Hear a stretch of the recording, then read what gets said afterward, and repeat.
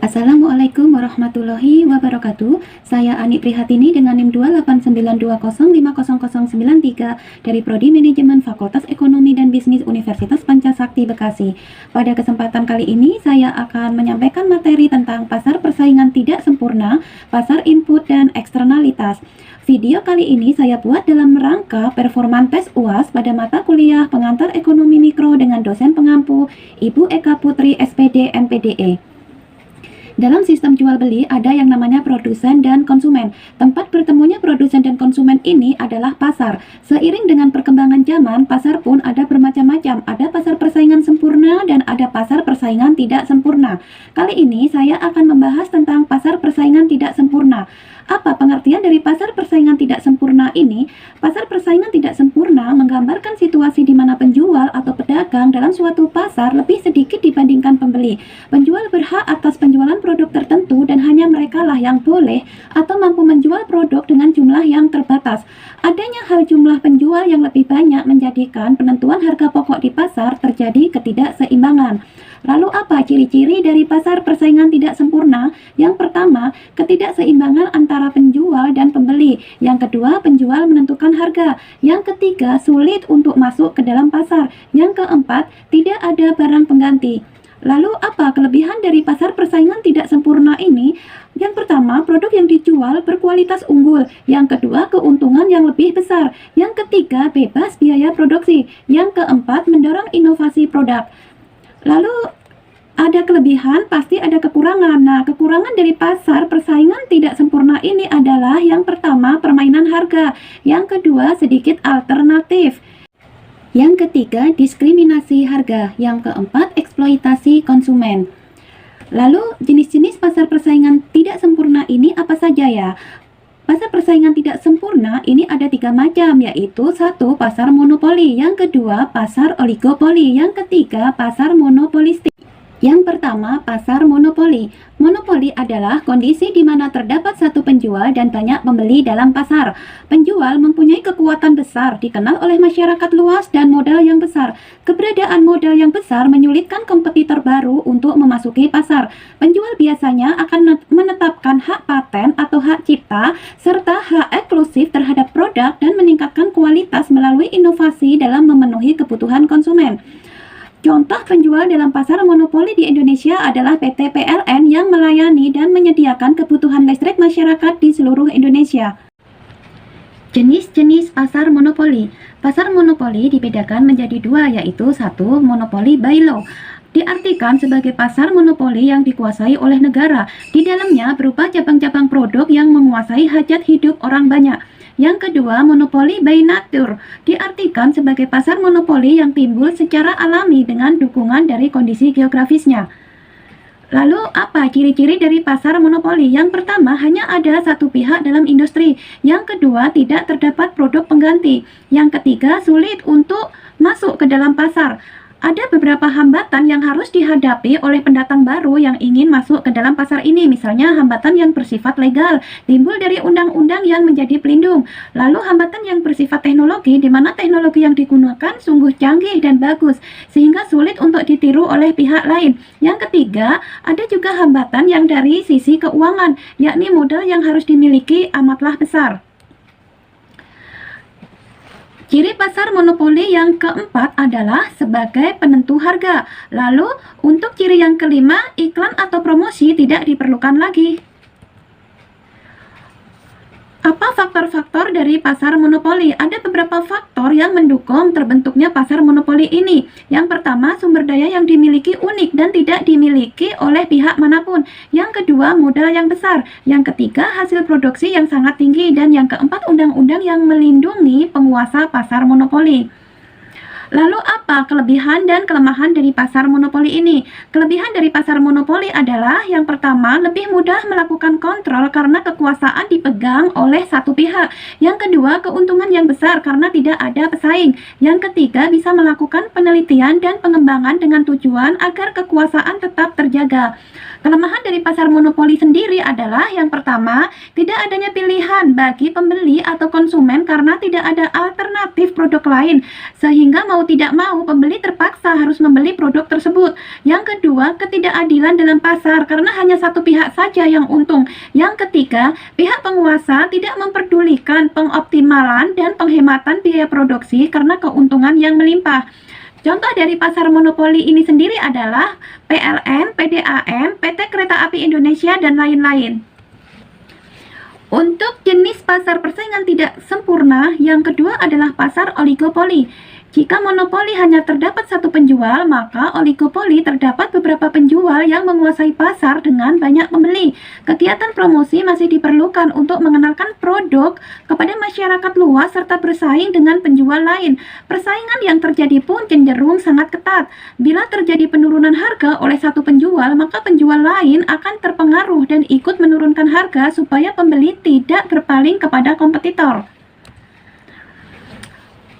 Jenis-jenis pasar oligopoli. Yang pertama, oligopoli murni. Pada pasar ini, produk yang dijual bersifat homogen dan identik. Biasanya sering ditemui pada industri penghasil bahan-bahan mentah seperti industri semen atau produk air mineral. Yang kedua, oligopoli pembedaan. Dalam pasar oligopoli pembeda, produk yang dijual bersifat heterogen. Contohnya, industri motor yang telah dikuasai oleh merek-merek terkenal seperti Yamaha, Honda, Suzuki, dan lain-lain. Lalu apa ciri-ciri dari pasar oligopoli?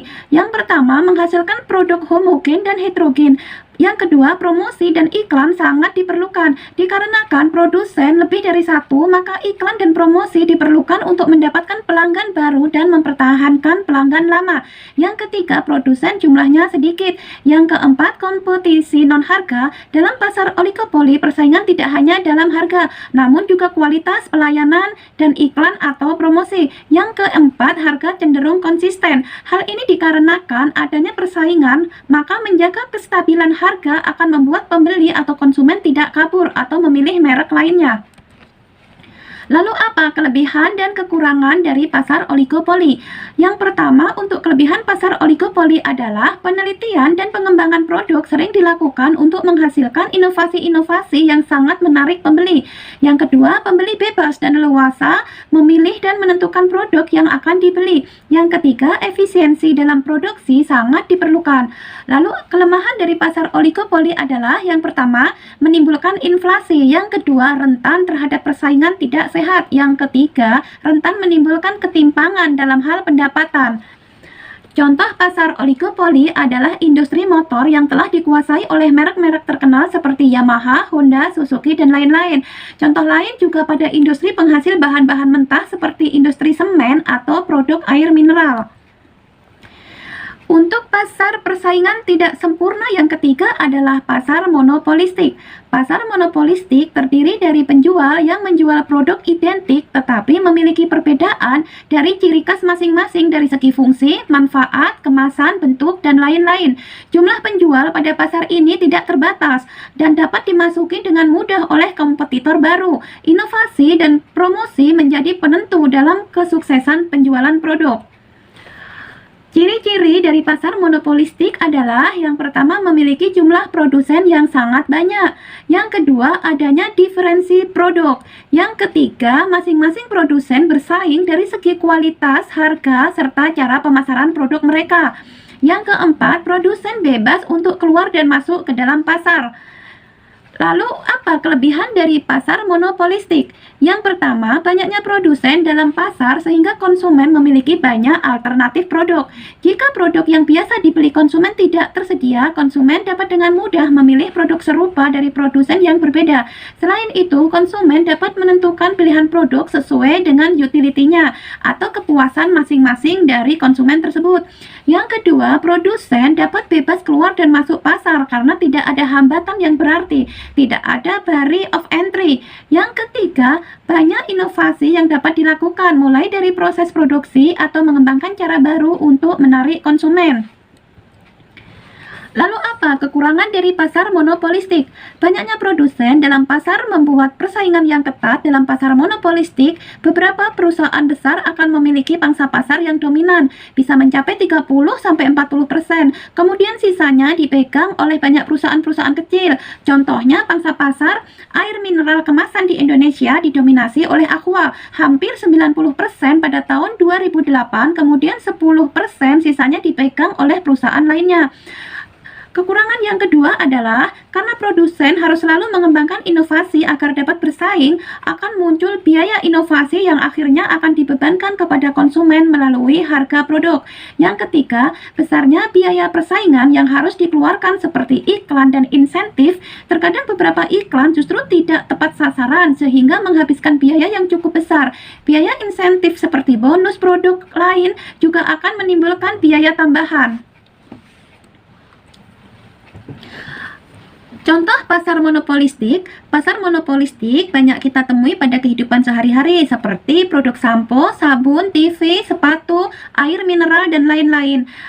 Pada pasar air mineral, ada banyak produsen yang memproduksi air mineral seperti Aqua, Fit, Le Mineral, Prima, atau Nestle. Masing-masing produsen memiliki ciri khas tersendiri seperti kemasan, kualitas, atau ukuran yang membedakan produknya dengan produk saingan. Contoh lain, untuk sepatu olahraga, Reebok, Adidas, Fila, dan Nike sama-sama memproduksi sepatu olahraga. Namun, masing-masing merek memiliki desain, keunikan, serta keunggulan yang berbeda-beda. Konsumen pada akhirnya akan memilih produk sesuai dengan preferensinya masing-masing.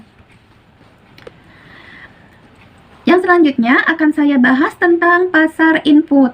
Apa itu pengertian dari pasar input? Pasar input adalah suatu pasar yang dimana tempat berinteraksinya permintaan dan penawaran input atau sumber daya produksi. Atau definisi lainnya dari pasar input adalah pasar yang menyediakan faktor-faktor produksi yang terdiri dari pasar sumber daya alam, pasar modal, pasar tenaga kerja, dan pasar kewirausahaan. Ciri-ciri pasar input. Adapun ciri-ciri pasar input diantaranya 1.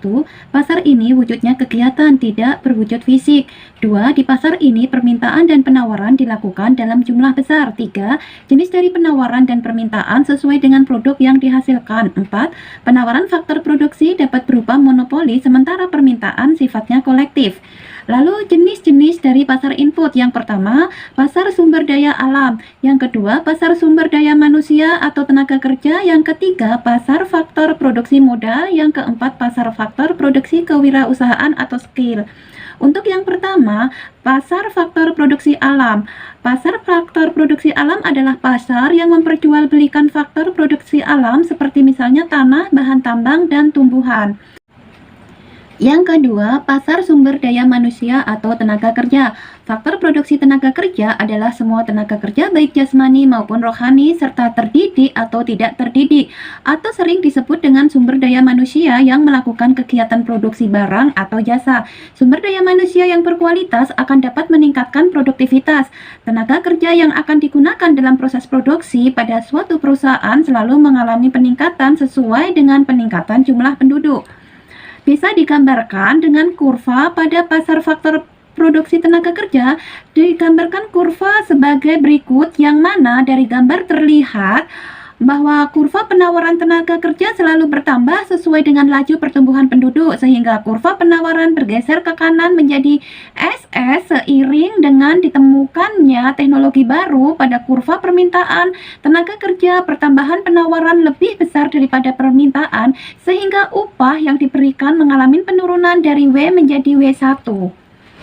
Untuk yang ketiga, pasar faktor produksi modal adalah pasar yang memperjualbelikan faktor produksi modal. Setiap kegiatan produksi tentu memerlukan modal sebagai salah satu faktor produksinya. Modal yang diperlukan ini dapat berbentuk modal barang maupun modal uang. Yang keempat, pasar faktor produksi kewirausahaan atau skill adalah interaksi antara tarikan permintaan dan penawaran terhadap produksi kewirausahaan untuk melakukan proses produksi. Wirausaha adalah pengusaha yang mampu melihat peluang, mencari sumber dana dan daya untuk memanfaatkan peluang tersebut, serta berani menanggung resiko atas pelaksanaannya. Seorang wirausaha pasti merupakan pengusaha, tetapi seorang pengusaha belum tentu wirausaha. Untuk selanjutnya akan saya bahas tentang eksternalitas. Pengertian dari eksternalitas adalah biaya yang harus ditanggung atau manfaat tidak langsung yang diberikan dari suatu pihak akibat aktivitas ekonomi. Eksternalitas sering disinggung ketika muncul dampak negatif dari suatu aktivitas ekonomi. Munculnya istilah eksternalitas tidak lepas dari nama besar ekonom Alfred Marshall. Marshall mengatakan bahwa eksternalitas timbul ketika suatu variabel yang dikontrol oleh suatu agen ekonomi tertentu mengganggu fungsi dari agen ekonomi lain. Eksternalitas dapat digambarkan sebagai efek yang dirasakan oleh semua pihak yang ditimbulkan oleh tindakan pihak lain. Lalu apa jenis-jenis dari eksternalitas ini? Eksternalitas terbagi menjadi dua, yaitu eksternalitas positif adalah suatu tindakan pihak yang memberikan manfaat bagi pihak lain, tetapi manfaat tersebut tidak dialokasikan di dalam pasar. Contoh dari eksternalitas positif ini adalah dengan adanya suntikan antibodi terhadap suatu penyakit, maka suntikan tersebut selain bermanfaat bagi orang yang bersangkutan juga bermanfaat bagi orang lain, yakni tidak tertular penyakit. Untuk yang kedua adalah eksternalitas negatif, adalah suatu biaya yang dikenakan pada orang lain di luar sistem pasar sebagai produk dari kegiatan produktif. Contoh dari eksternalitas negatif adalah pencemaran lingkungan. Misalnya di daerah industri, pabrik-pabrik sering mencemari udara dan orang-orang di sekitarnya harus menderita konsekuensi negatif dari udara yang tercemar, meskipun mereka tidak ada hubungannya dengan memproduksi polusi. Faktor-faktor penyebab eksternalitas. Eksternalitas timbul pada dasarnya karena aktivitas manusia yang tidak mengikuti prinsip-prinsip ekonomi yang berwawasan lingkungan. Dalam pandangan ekonomi, eksternalitas timbul karena salah satu atau lebih dari prinsip-prinsip alokasi sumber daya yang efisien tidak terpenuhi. Karakteristik barang atau sumber daya publik, ketidaksempurnaan pasar, kegagalan pemerintah merupakan keadaan-keadaan di mana unsur hak pemikiran atau pengusahaan sumber daya tidak terpenuhi.